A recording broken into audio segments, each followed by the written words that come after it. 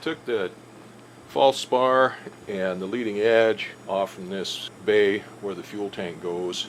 I took the fuel tank straps off, and then I took the bell crank for the flap and one of the flap hinges off, the inboard flap hinge off. Took them down to the shop and sandblasted them up and got them cleaned up. They're all in good shape. So I've got to powder coat those, but the straps, the fuel tank straps, are too big to fit in a little kitchen range oven that I have that I do powder coating in, so I had to get the big oven going, the big powder coating oven going. Meanwhile, while that's heating up, I come up here and work on this inboard bay. I got a bucket of Zep degreasing compound and some hot water and a Scotch-Brite pad, and I'm scrubbing everything down there and getting a good look at everything. And I thought that yellow over there on that rear spar was zinc chromate paint, and then I got to realizing that was just overspray paint from them painting the airplane. So anyway, that's peeling off there and getting that discoloration and marks and stuff off from everything. And I was glad I got all that stuff when I did, because there's just a touch of surface corrosion. I'll be able to get that cleaned up just fine. It's not a problem on there. And get those ribs cleaned up. Everything is just filthy dirty. It should have been just about pristine inside of this wing, but it was filthy dirty. I started scrubbing that next false spar in the flap bay, but it's not coming clean. I'm going to do this a little bit at a time. I'll do this bay and get all the parts and pieces for it cleaned up. I'm scrubbing this down, like I said, with detergent. I wished I could have it outside, but it was a beautiful day out today, but it was only about 30 degrees and it's freezing hard at night, so it's too cold out there to work outside. Well, I need to make sure and get all of this detergent cleaned off of here with fresh water, and then I'll go down over this with some acetone, make sure and get all the glue and everything off of it. Like I said, I'm glad I got it when I did, because it's salvageable now. If we'd have went too much longer, corrosion would have probably been too severe on that, and we'd have had to replace everything. I went to town and looked for wood to make that wingtip bow out of, and they didn't have anything in town. I thought sure the shipwrights here would have some white oak, because that's a pretty common wood for repairing wooden boats and stuff, but they didn't have anything. I got a request in for the local lumber supply shop, building supply shop, to check on it and see if he can get a piece and what it cost. If I don't get an answer on that pretty quick, I'll probably have to order a wingtip bow, because I was checking if I could get somebody to ship a board up from down in Seattle or someplace. It's still over $300 for that, for the board. So I've got some other parts and stuff I'm going to have to order anyway for this. I need new springs for the flap return. I just ordered some new screws and stuff for putting everything back together. I'll put everything back together with new screws. A couple other things anyway I'm going to have to order, so I might as well get it ordered and get it coming. Anyway, I'm going to keep cleaning up this bay, this spar and those ribs, then we'll move down to the next bay. I'm taking a lot of the parts off the wing, the steel parts in particular, cleaning them up, sandblasting the paint off of them and stuff, and getting them cleaned up so I can inspect them for any rust or damage or anything like that. And if they're still serviceable, then I'm going to powder coat them and put them back on. So I've got those all cleaned up now. I've got them all sandblasted and cleaned up, and I've inspected them, and they're all in good shape. So the next step is to powder coat them. So the powder coating is pretty easy. There's different kinds of powder you can put on, different colors, and right now what I'm using is a corrosion resistant primer to put on all of these parts. 99% of the parts that I've done have been done in just a kitchen range oven. We've got a couple of them here. So those are dual purpose range ovens. We feed the dogs dried dog food, but then we supplement it with either fish, chicken, beef bones, and moose bones and deer bones if we get them, stuff like that, and boil it up in a pot on the stove and then mix that in with the dried dog food, so it gives them a little better nutrition. And then Judy's actually used these to can on when she's canning food in the summertime when it gets too hot in the cabin, with the canner going and stuff on there, with the pressure cookers going. So anyway, like I said, 90% or more of my parts I can do in just a kitchen range oven. But when I was rebuilding the fuselage of the airplane, or putting a new fuselage on the airplane, I fabricated a new instrument panel, and it was too big to fit in the kitchen range. And then we also had a torque tube. That's a control tube that the control stick hooks onto, that controls the elevators and ailerons in the airplane, and then the control stick itself and the flap handle, those were all too big to fit into the range oven. I knew I was going to have other parts that I wanted to powder coat that would be too big to fit in there, so I built a big oven. Now that oven is 4x4, and it's not the best oven build in the world because I built it out of parts that I could get here. The inside of it has got cement board for the finish, and then it's got fiberglass insulation. It used steel studs, which was fine, and then sheetrock on the outside. So anyway, it would have been better if it had a metal liner on the inside and rock wool for insulation and stuff, but again, I'm 1,000 miles from the nearest place where I could shop for that kind of stuff, so I had to make do with what I could get. I got two elements in there, and basically what they are is range elements, or elements out of a kitchen oven, basically. I bought them off of eBay, but I could have just as well salvaged them out of one of the kitchen ovens that we scrapped out here. And then I run them on a PID for controller and a solid state relay. The PID works fine, but the solid state relays I had trouble with because I've got two burners in there, and when I calculated out the amperage that the burners would run at, both of them together run at about 25 to 30 amps, and those solid state relays are supposed to be rated for 100 amps. Well, if I hooked them up to one PID and one solid state relay, then the solid state relay would burn out. So I had to operate the oven on just one burner, and then it worked fine on that, but it takes a long time to heat that much space in there up. Well, I got another PID and another solid state relay. Well, I just hooked those up and just got that set up, so that should heat that oven up a little bit more. But the oven has been sitting out here in the shed for several years since the last time I used it, and it's saturated with moisture.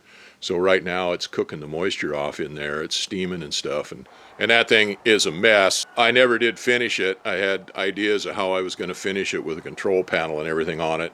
But since I only used it 3 times, I think, and I never did get the second solid state relay hooked up on it and stuff, it's just been sitting there with spaghetti hanging out of it. Maybe now I'll get enough incentive to fix that and make a control panel for it and everything and get it finished up. But typical me, I always just jump onto other projects that are more important before I come back to something like this. And I just have a cheap powder coating setup. I've showed it in other videos in the past, but it was an Eastwood setup. I think when I bought it, it was less than $100.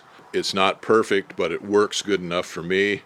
And then I've got powder that I've got, good powder and stuff that I've got from other companies. That's commercial grade, good quality powder, and it works fine. We'll see if this camera will focus on that stuff in the oven or focus here on the window. Now this window in the oven is something I took out of an old oven that I disassembled.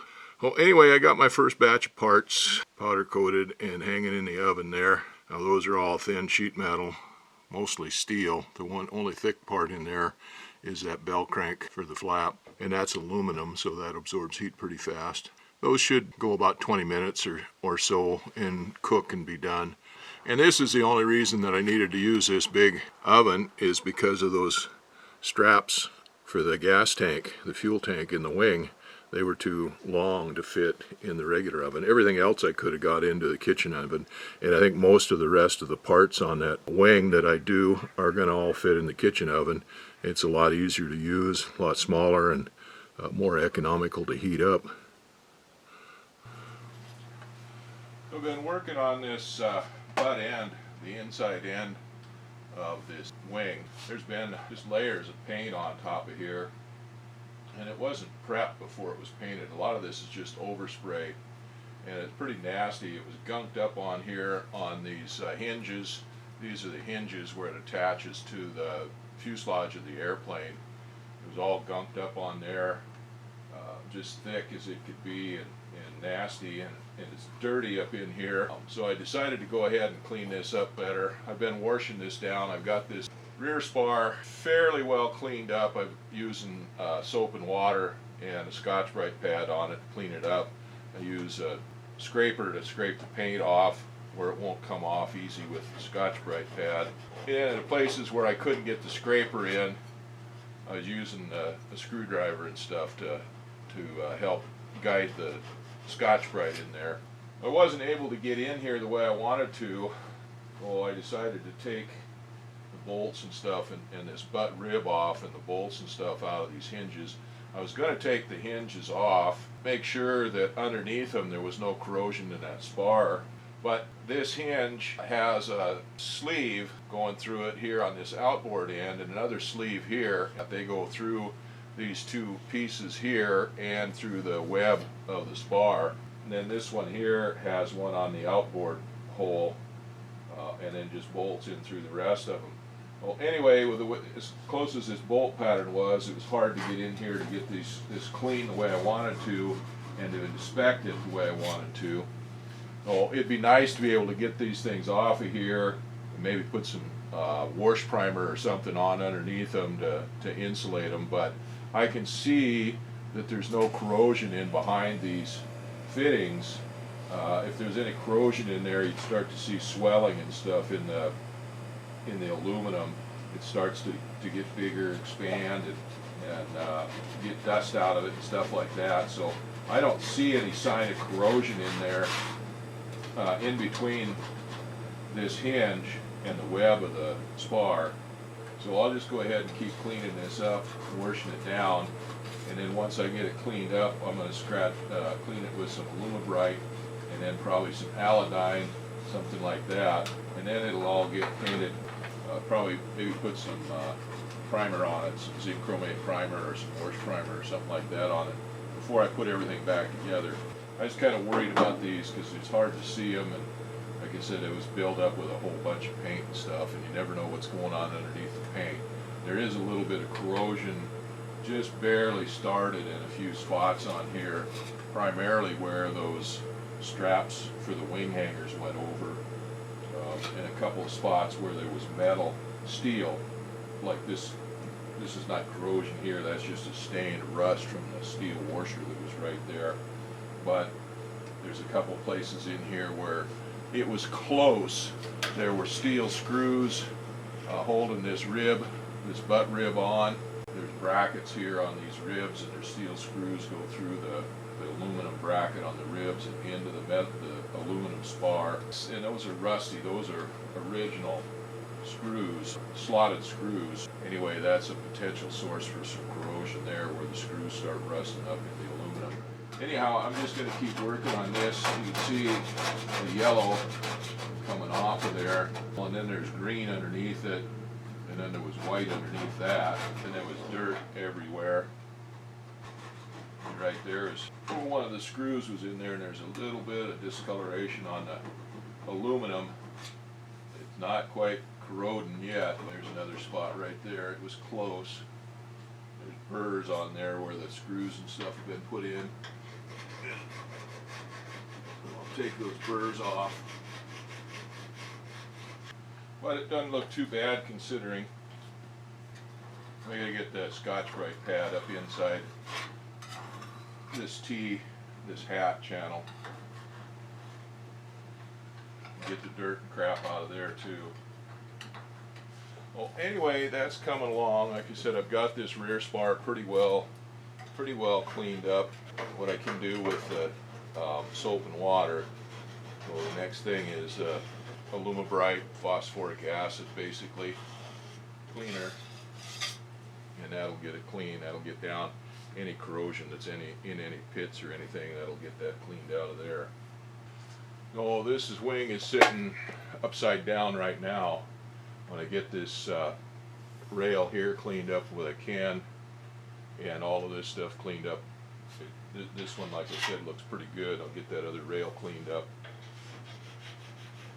and then I'll have my son help me tip this wing over so I can work on the top of the spars there. Well, those spars look a lot better than they did. Well, I'll get my son to help me turn these over and clean up the top of those spars. We can paint it and put it back together, and I'll start working my way down the wing, cleaning up the leading edge and the false spar there on the trailing edge and other attachments, and we can start putting this thing back together. I've been scraping the paint and cleaning up these spars and the attach fittings and the ribs and stuff like that in this fuel tank bay. I'm using some Zep cleaner degreaser. That stuff works pretty good. put it on, scrub with it a little bit, and then let it set, and then come back and scrub some more on it. And it works better and better every time. Well, anyway, I've got the paint all off of that and got it pretty well cleaned up. The next step is to go over it with some phosphoric acid, some Alumabrite or something to clean out the pores and the corrosion and stuff like that. This detergent is caustic. If it dries, it leaves detergent there, and then when it re-wets from moisture in the air or rain, it can cause corrosion and eat right through that aluminum. So now I've got a bucket of fresh water there. I'm going to go ahead and kind of rinse everything down with the fresh water before I let it set. And then I've got to see what I've got for Alumabrite. The stuff that I had all set up and mixed up in a 5-gallon container was down in the bathhouse, and that burned up, so that's all gone. So I'm not sure exactly what I've got in my stash of materials here, paint materials and stuff. I have to dig through it, figure out what I've got.